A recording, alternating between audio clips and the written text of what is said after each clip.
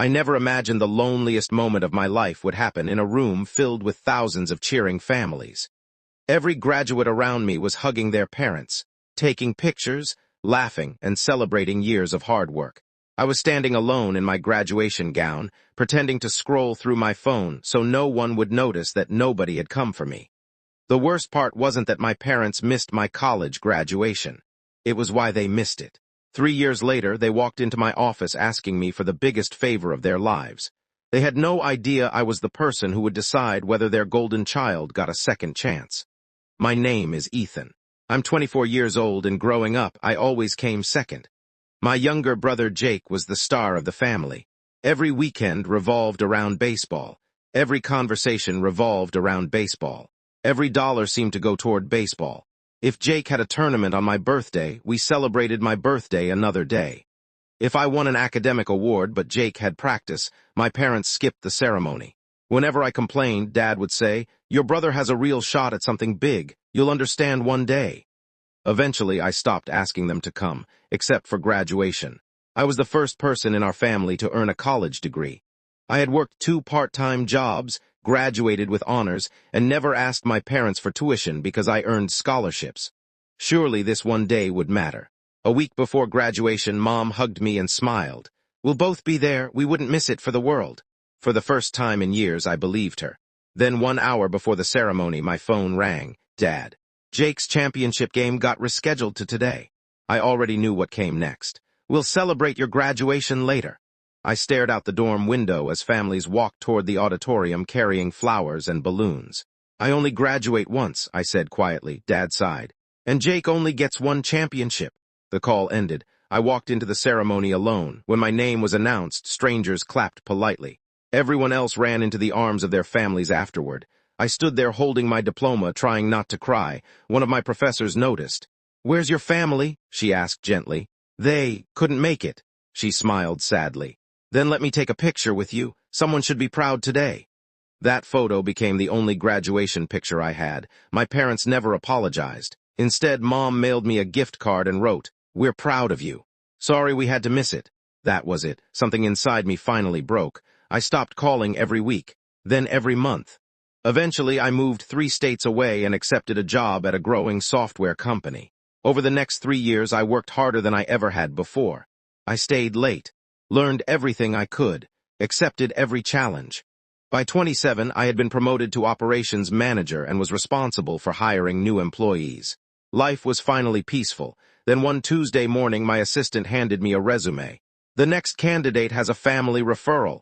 I looked at the name, Jake Wilson. My heart nearly stopped. Before I could process it, there was a knock on my office door. In walked Jake.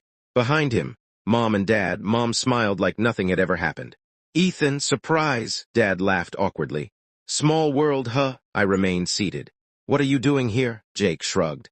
"My baseball career ended after my shoulder injury. Mom said your company was hiring." Dad smiled.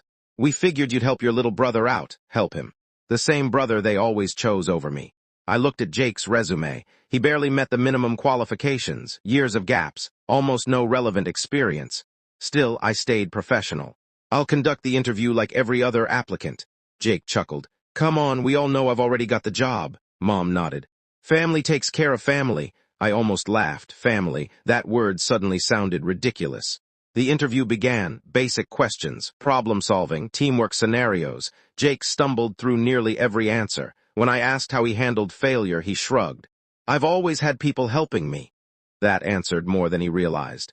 After 40 minutes, I thanked him for coming. Dad leaned forward. "So, when does he start?" I folded my hands. "He doesn't." Silence. Mom blinked. "What? He isn't qualified." Dad's face turned red. "You're seriously rejecting your own brother." "I'm treating him exactly the way every other applicant is treated." Mom slammed her purse onto the desk. "After everything we've done for you?" I opened my desk drawer. Inside was a small picture frame, the graduation photo, the one with my professor standing beside me because my parents weren't there. I quietly placed it on the desk. Neither of them spoke. "You remember this day?" I asked. Mom stared at the picture. Dad looked away. "You missed the biggest moment of my life because Jake had another baseball game." Nobody answered. "I spent years trying to earn a place in this family. I finally realized I never had one." Jake looked down at the floor. For the first time in my life, he actually seemed embarrassed. "I didn't know," he whispered. "I know you didn't," I replied, "but they did." The room stayed silent. Finally, Mom began crying. "We made mistakes." "You made choices," I corrected, "and you made the same choice over and over again." Dad quietly stood up. "We should go." Jake paused before leaving. "I'm sorry, Ethan," I nodded. "I appreciate hearing that." A week later, I received an email. It was from my old college professor. She had seen an article about my promotion online. Her message was short. "I knew the young man in that graduation photo would do something remarkable. I'm proud of you." I printed that email and placed it beside the graduation picture in my office. My parents still reach out occasionally. Sometimes they ask why I keep my distance. The answer is simple. On the day I needed them most, they showed me exactly where I ranked in their lives.